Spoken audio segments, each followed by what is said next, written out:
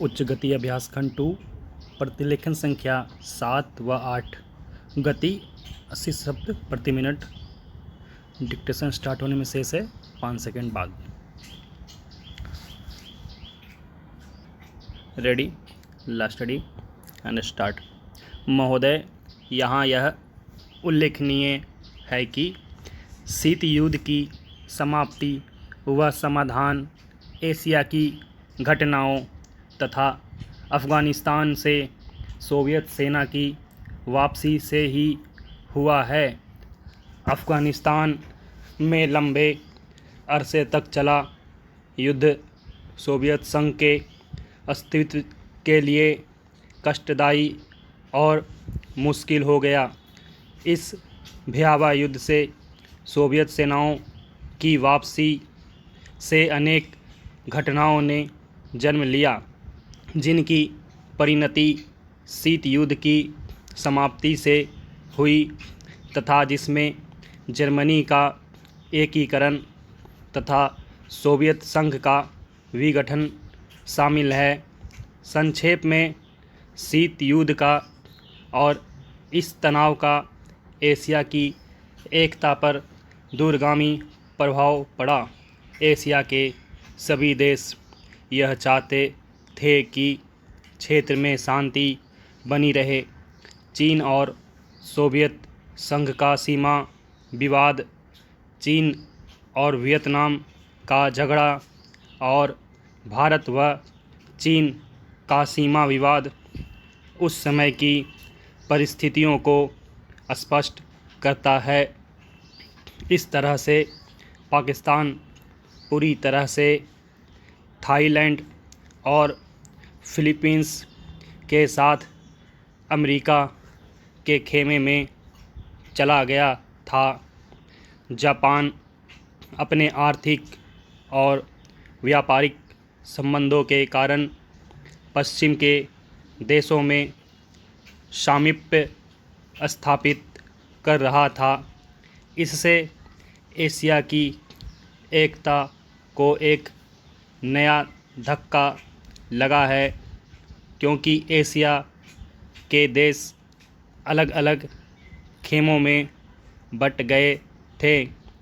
1960 के दशक में एक नया मोड़ आया, जब शीत युद्ध के समय में आसियान के नाम से एक नए गुट का प्रादुर्भाव हुआ। इससे दक्षिणी पूर्वी एशिया के देशों में नए आर्थिक और सुरक्षा संबंधी प्रयास किए गए।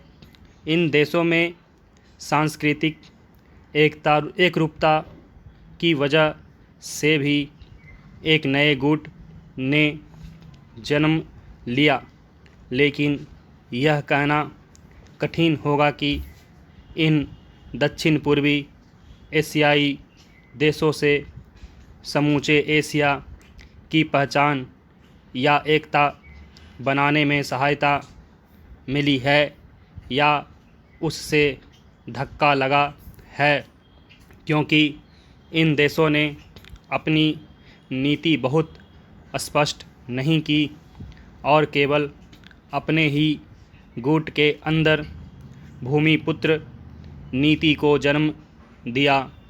भारत भी अब आसियान का सहयोगी सदस्य बनने जा रहा है। भारत की पहल से दक्षिण एशियाई सहयोग संगठन सार्क की स्थापना 1985 में की गई, जिसके फलस्वरूप पड़ोसी देशों के आपसी सहयोग के लिए नया वातावरण तैयार हुआ। यह प्रयास शनैः शनैः उपयोगी रूप लेता जा रहा है, जो एशिया की पहचान बनाने की ओर महत्वपूर्ण कदम है। व्यापार, निवेश, तकनीकी ज्ञान, संचार माध्यमों में बढ़ोतरी ने विश्व गांव के विचार को भी पैदा किया। बढ़ते हुए व्यापार, विदेश निवेश, संचार व विज्ञान की आधुनिक तकनीकों ने पूरी दुनिया में एक दूसरे पर निर्भर रहने के लिए नए विचारों को जन्म दिया। अंग्रेजी भाषा, हॉलीवुड, कंप्यूटर्स और उपभोक्ता संस्कृति ने पूरे विश्व को प्रभावित किया, जिससे देशों में फासले कम हुए, संस्कृति और सभ्यता भी प्रभावित हुई। हो सकता है कि इसके अच्छे परिणाम न हों, ऐसी भी आशंका की जाती है। उदाहरणतः जापान दूसरे महायुद्ध तक अपनी संस्कृति और सभ्यता व संयुक्त परिवार जैसी आधारभूत सामाजिक मान्यताओं को केवल अपनाए हुए नहीं था, बल्कि उससे चिपटा हुआ था। लेकिन जापान जैसे सभ्यता वाले देश भी यूरोप के प्रभाव से बच नहीं सके। महोदय, दूसरे शब्दों में आर्थिक, व्यापारिक, निवेश और तकनीकी कारणों से द्वितीय महायुद्ध के बाद और शीत युद्ध के दौरान एशिया के देशों में पुनः धुंधलापन पैदा हुआ। लेकिन यह बात सही नहीं है कि एशिया की संस्कृति और सभ्यता को पश्चिम के प्रभाव और आधुनिकतम तरीकों ने नष्ट कर दिया। हाँ, एक धक्का जरूर दिया, पर समय समय पर एशिया का यह रूप, एशिया की यह सभ्यता और संस्कृति बलशाली तरीके से उदयमान होती दिखाई देती है।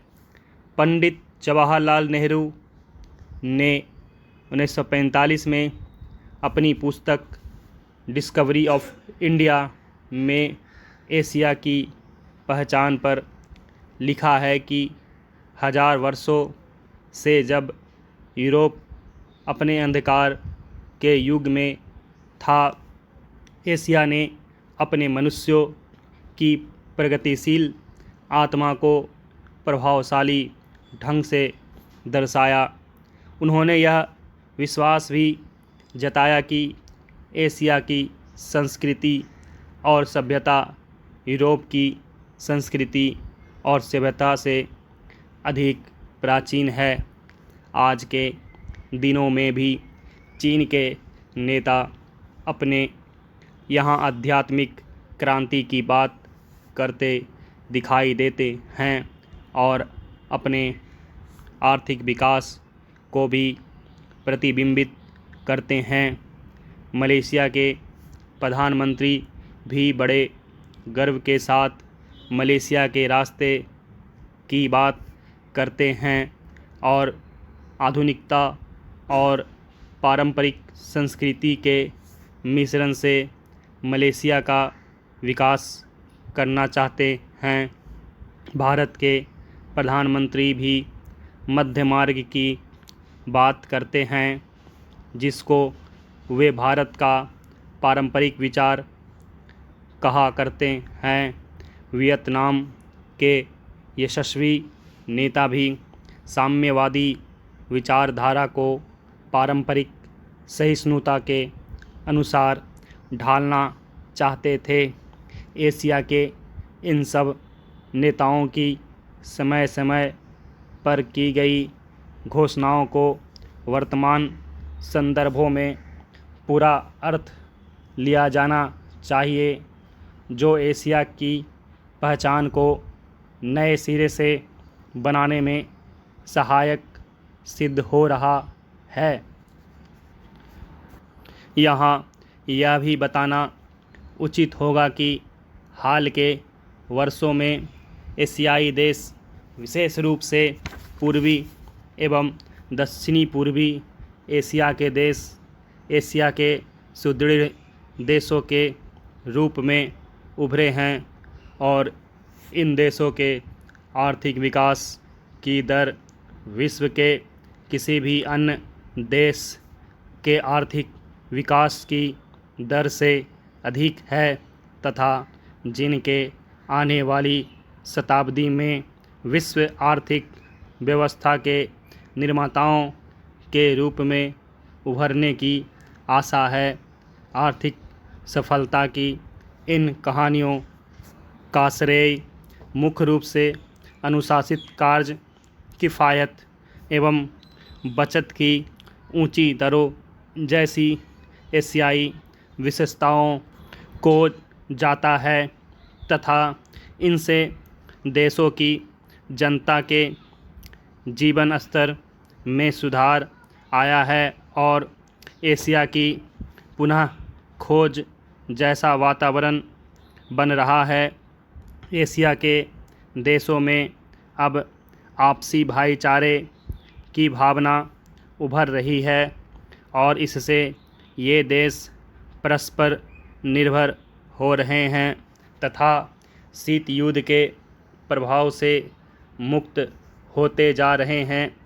हमारी सरकार ने अपने एशियाई पड़ोसियों के साथ बेहतर संबंध बनाने में पहल करके इस बदलते रुख के प्रति सकारात्मक रवैया अपनाया है।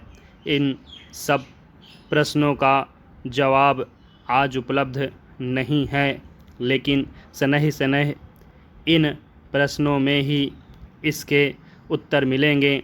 एशिया अपने इन प्रश्नों के उत्तर में एक नए एशिया को जन्म देगा और अपनी एक नई पहचान बनाएगा।